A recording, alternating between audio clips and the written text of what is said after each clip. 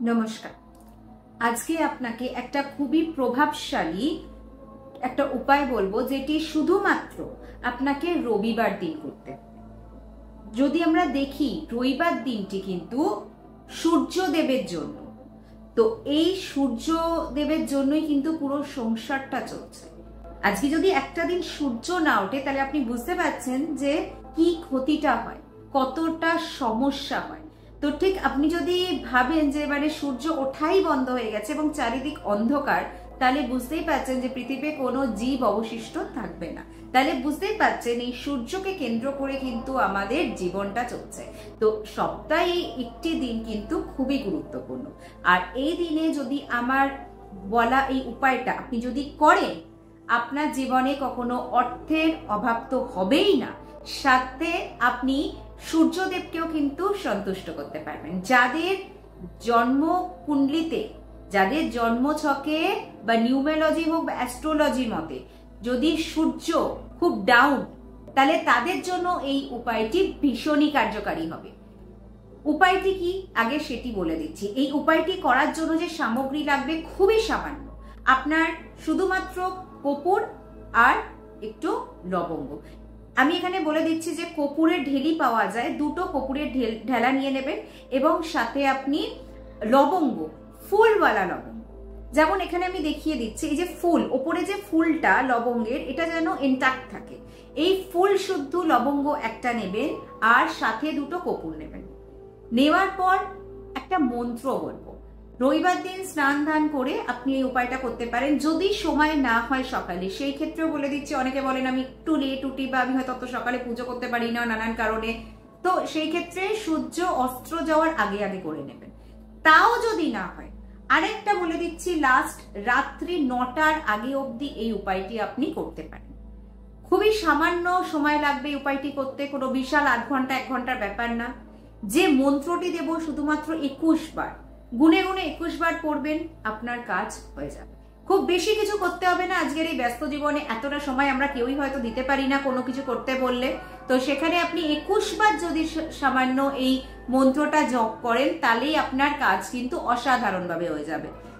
প্রথমেই কি করবেন, আপনি পুজোর আসনে আপনি এই সামান্য সামগ্রীগুলো রেখে দেবেন।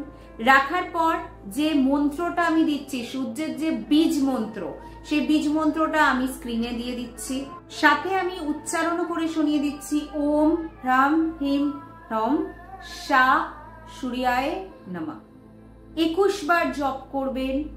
তারপর কি করবেন, সিম্পল আপনি বাটি নেবেন একটা। আপনি ফায়ার প্রুফ নিতে পারেন, চিনেমাটির বাটিও নিতে পারেন বা স্টিলের বাটি নেবেন। নিয়ে আপনি সিম্পল সামগ্রীগুলো তার মধ্যে দেবেন। দেওয়ার পর আপনার ডান হাতে রাখবেন। রাখার পর চোখ বন্ধ করে আপনি সিম্পল নিজের প্রবলেমগুলো বলুন।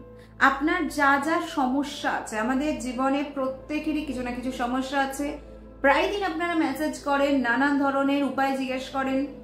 তো আজকের এই উপায়টি সকলের জন্য, যাদের কোনো না কোনো সমস্যা আছে, সেই সমস্যা থেকে বেরিয়ে আসার জন্য এটি রামবাণ উপায় কাজ করবে। ডান হাতে নিয়ে সিম্পল প্রবলেমগুলো আপনি চোখ বন্ধ করে 5 মিনিট 10 মিনিট যা যা প্রবলেম আছে আপনি বললেন। বলার পর 7 বার ফু দেবেন।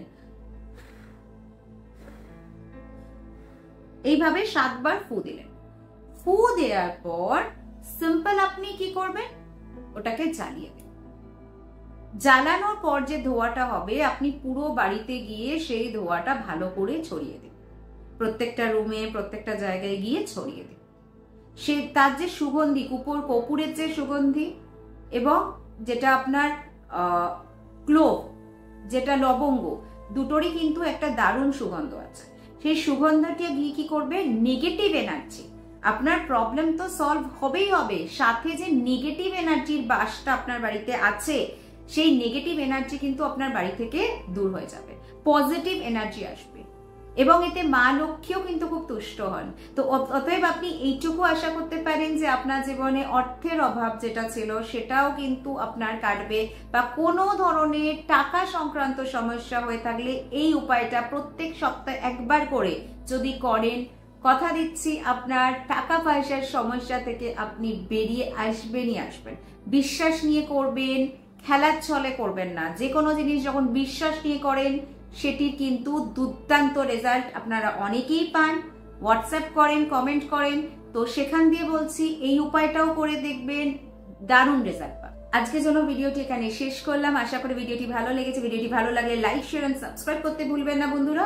আবার আগামী দিন দেখা হবে আপনাদের সাথে একটা নতুন ভিডিও নিয়ে। ঠিক এরকমই সঙ্গে থাকুন, ভালো থাকুন, সুস্থ থাকুন, দারুণ থাকুন।